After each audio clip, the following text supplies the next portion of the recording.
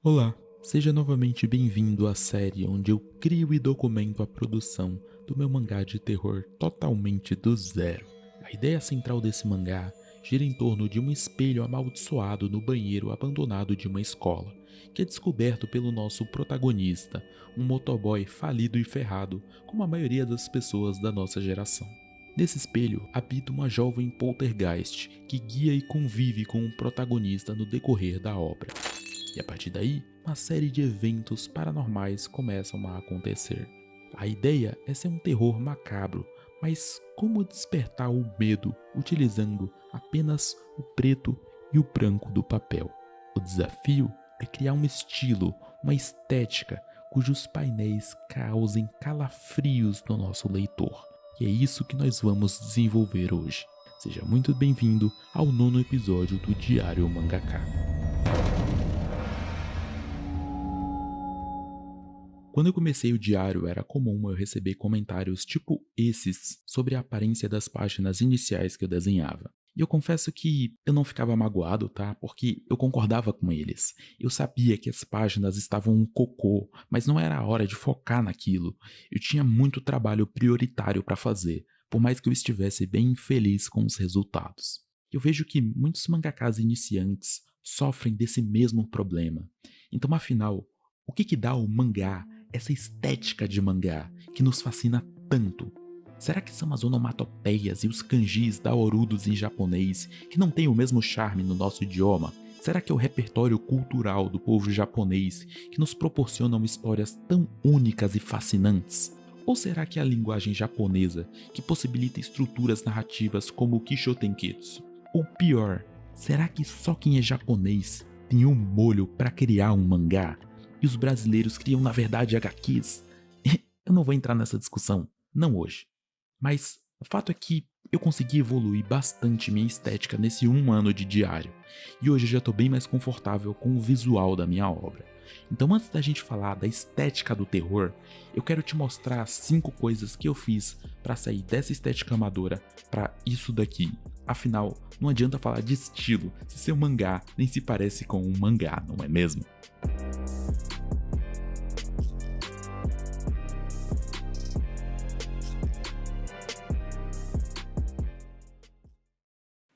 A estética do mangá, como nós conhecemos, é ditada por limitações. Todo mangá japonês fidedigno é criado pensando nas tiragens, ou seja, o meio final é o físico, pelo fato deles terem um mercado de quadrinhos pujante. As próprias retículas são o melhor exemplo de uma limitação exclusiva do meio impresso, já que as primeiras impressoras só tinham a capacidade de pintar com uma tinta ou deixar o espaço em branco, e a única forma de alcançar os meio-tons era através das retículas, uma estética que os mangás acabaram herdando. O meio físico impõe aos mangakas japoneses restrições que quem faz visando a mídia digital nunca vai ter, como por exemplo, os quadrinistas independentes brasileiros que estão iniciando. Basta você olhar como a estética dos manhwas e as webcomics sul-coreanas, elas têm essa estética muito mais plástica, moderna. Nada contra, mas eu sou muito mais fã dos mangazão raiz da década de 90. E sabendo disso, a primeira coisa que eu passei a fazer para aproximar a minha estética de um mangá foi trabalhar com um modo de cor monocromático. Como o próprio nome já diz, ele só permite usar o preto ou deixar sem cor. Isso deixa o traço com um aspecto mais serrilhado, já que você não vai ter o cinza ali nas bordas para suavizar o seu traço, que é normalmente como nós estamos acostumados a desenhar e ver desenhos no digital. Para disfarçar o efeito do serrilhado, é recomendado que você trabalhe em uma alta resolução, algo acima de 600 dpi. Ah, Marcelo, mas quando eu leio o mangá online eu vejo muito cinza nos mangás. Tá, então faz assim. Imagina que você é o Naoki Urasawa e você tá no seu auge desenhando um monster no tradicional. Depois você vai lá e escaneia e trata a obra no digital, daí os editores mandam para impressão, depois a obra ela é reescaneada e disponibilizado em algum site para leitura. Em cada passo dessa cadeia após a impressão, a resolução original ela já está comprometida, ou seja, o monster que você leu online, na maioria das vezes, não são os arquivos fontes do mangá, e é o fonte que você produz quando você está desenhando. Daí a importância de você testar no modo monocromático para ver se o resultado te agrada. Afinal, é dessa forma que os mangakas japoneses desenham, já que o meio final são as revistas. Inclusive, agora há pouco eu falei que o Naoki Urasawa desenhava no tradicional, né? O que ainda é muito comum, em especial para os mangakas mais old school. E isso também acaba gerando alguns reflexos sutis na estética desses mangás. Pensando nisso, a segunda coisa que eu fiz foi usar um tamanho mínimo para o meu pincel. Eu não tô falando só da pressão, mas de você configurar no programa para o seu menor traço possível já ter uma certa espessura. O que é um desafio para mim, porque eu sempre gostei de variar ao máximo o peso da minha linha. E usar traços bem fininhos é algo que eu curto bastante, mas quando se fala do tradicional, até as ferramentas mais precisas não tem todo esse grau de definição infinito do digital. Isso me colocou uma pulguinha atrás da orelha, e eu comecei a reparar como certos mangakas conseguiam ser muito expressivos com pouco traço. É como se eles tivessem uma forma de serem concisos, de se comunicarem bem com poucas informações. Eles colocam linhas simples no melhor lugar possível, sem precisar ficar spamando achuras e poluição visual, sabe? Isso me contagiou de tal forma que atualmente é uma das coisas que eu tô mais obcecado em buscar na estética do meu mangá.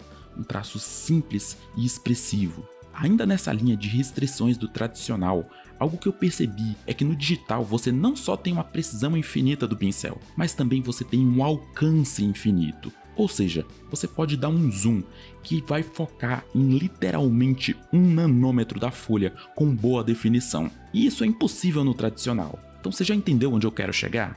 No tradicional, seu alcance é limitado, especialmente se você usa isso.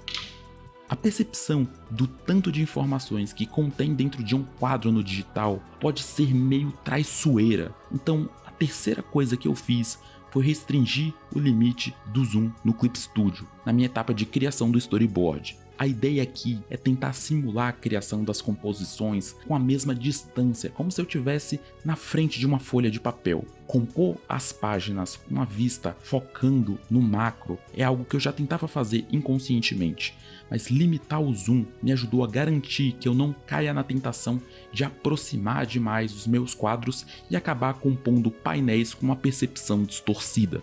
E falando em composição, outra coisa que fez total diferença e que eu não usava no começo foram as margens. Eu já expliquei bastante sobre esse assunto nos episódios anteriores, então ao invés de ficar repetindo, eu aconselho você a assistir depois o episódio 2 do diário, que lá eu explico a importância das margens. Porque agora a gente vai entrar no tema principal do vídeo. A quinta coisa que eu fiz foi calibrar as minhas escalas, e é impossível falar de escala sem antes falar de estilo. Então se ajeita aí na cadeira, porque agora a parada vai ficar séria.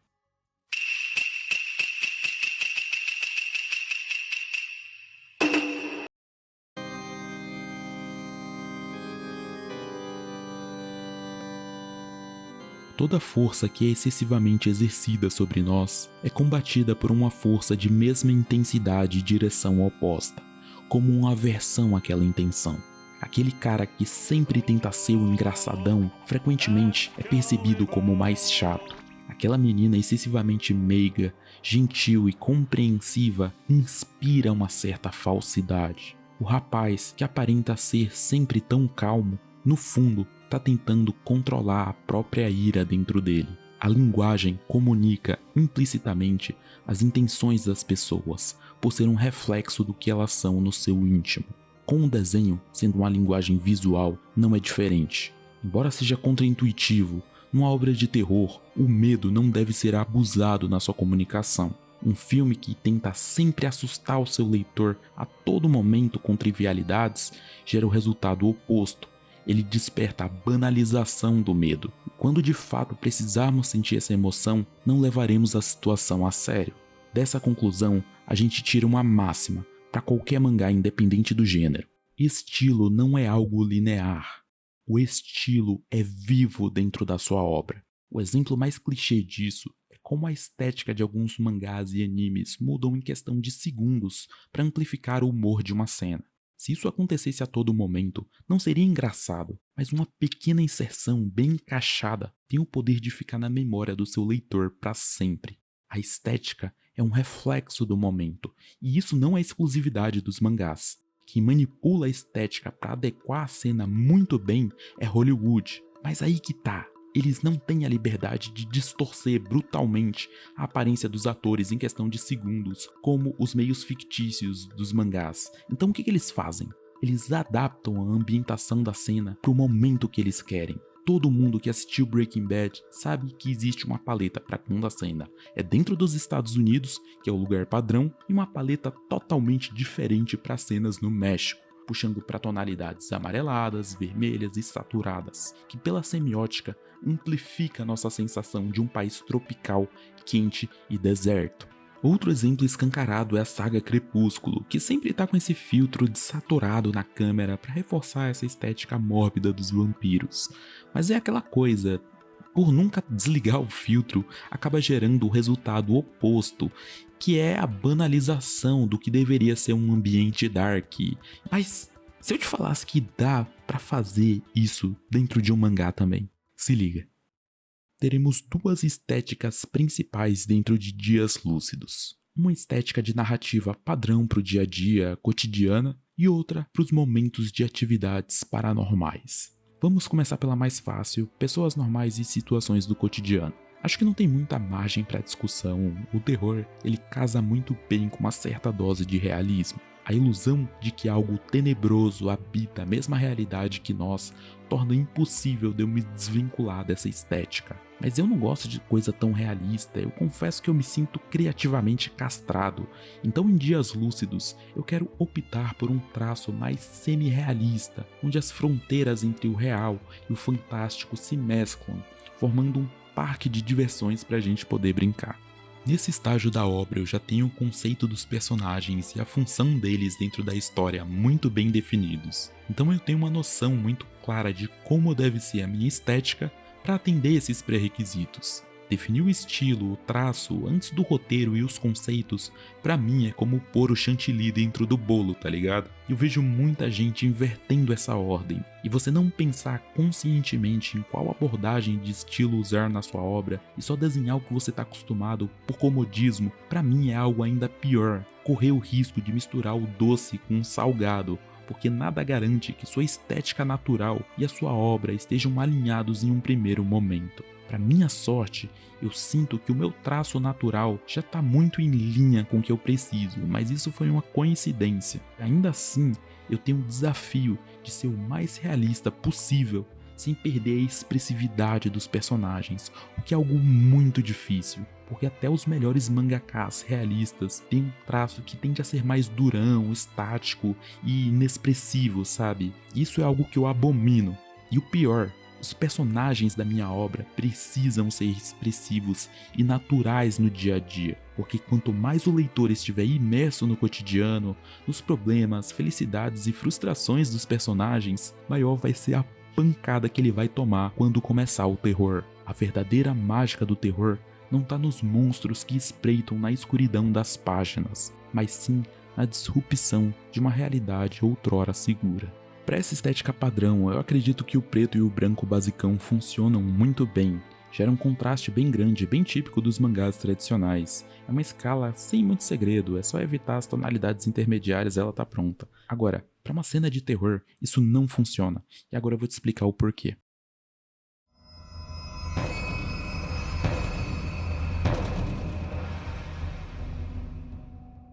Eu já comentei no episódio 5 do Diário que o terror vai muito além de monstros feios e criaturas desfiguradas. O medo, ele nasce através de vários fatores, e um deles é o contexto. Por isso, eu quero começar com aquela técnica que nós vimos no episódio 4 do Diário, de transformar fotos em cenários de mangá, só para facilitar o exemplo.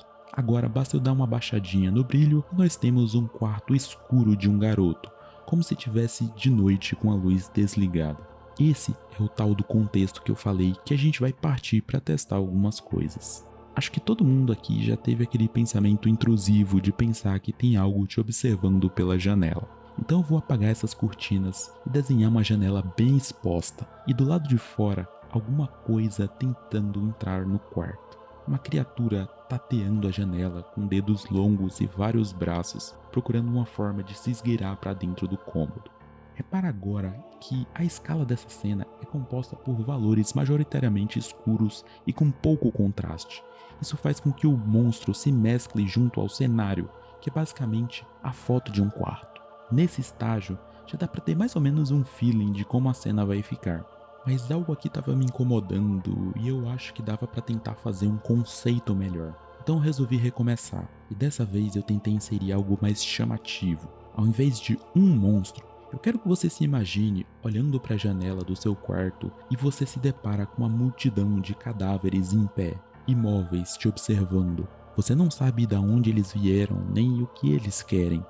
E esse desconhecimento sobre a motivação de uma entidade amplifica a sensação do medo, porque nós temos medo de tudo aquilo que a gente não entende. E pensar que algo age para fazer o mal, sem necessariamente uma motivação, é algo muito perturbador, pelo menos para mim. Mas mesmo assim, eu sinto que esse monstro e o cenário estão em dois ambientes diferentes, sabe? É como se essa janela tivesse me passando uma sensação de segurança pelo fato dos monstros estarem do lado de fora. Então eu vou recomeçar fazendo uma última tentativa, e dessa vez eu vou abrir a janela. E eu não sei se você consegue perceber, mas só fazendo isso eu já ligo os dois ambientes. Aquela sensação de segurança, pelo menos pra mim, ela já não existe mais, dando lugar a uma eminência de que a qualquer momento algo pode entrar por essa janela. E é aí que eu tive a ideia de reutilizar o conceito da bruxa desmembrada que a gente criou no episódio 5 do Diário. Uma criatura que fica constantemente apodrecendo, que ataca as pessoas para roubar seus corpos e repor seus membros antigos já apodrecidos, num ciclo infinito. O corpo dela não vai ficar visível nitidamente através do vidro. Eu quero manter a tensão, deixando apenas uma silhueta do seu corpo gigantesco deformado. A única coisa que dá para enxergar é a cabeça dela, que primeiro eu pensei em usar um crânio de algum quadrúpede, mas depois eu acabei decidindo por um rosto deformado e apodrecido, com algumas feridas, como se já tivesse desfigurado pelo processo de decomposição. Afinal, essa é a natureza da bruxa. E uma das muitas partes do seu corpo é um braço extremamente alongado, que tem o formato de uma centopeia, cujo corpo são vários braços das suas vítimas costurados e emendados um no outro, e as pernas seriam vários dedos da mão anexados a esse braço, que eu fiz entrando no quarto, numa tentativa de mesclar o cenário com um monstro. Tava até ficando bom, mas eu acabei desistindo de pôr o braço dessa forma, porque ia contra um dos princípios do terror, que é você não estragar a tensão da cena. O terror é muito mais sobre o suspense do que vai acontecer do que sobre a ação acontecendo. E essa é uma das particularidades do terror. Em todo e qualquer outro gênero, você vai buscar o ápice da cena para inserir nos seus quadros, que era como a gente estava fazendo, a mão entrando, a ação acontecendo.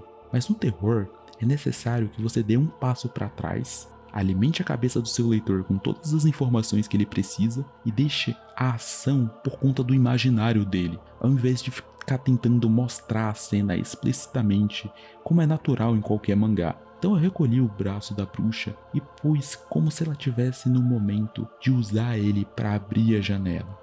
E para finalizar, eu termino trabalhando melhor a iluminação da cena, fazendo a luz entrando pela janela para deixar mais convincente e dando uma escurecida no quarto. Em especial, eu quero que você preste atenção em como a bruxa ela não se destaca do cenário, muito pelo contrário, ela se mescla com ele, o que é outra particularidade do terror, porque mesmo o monstro sendo o elemento central da cena, é preferível que sua composição mantenha ele oculto, de modo que o seu leitor descubra aquela presença por conta própria, sem ser induzido a isso. Eu alcancei isso utilizando uma escala de valores escura e com pouco contraste.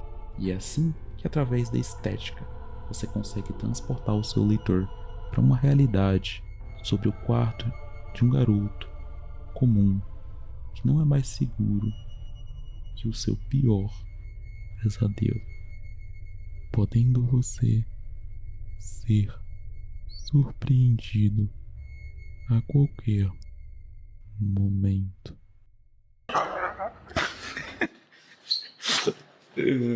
Se você puder deixar o likezinho pra nós.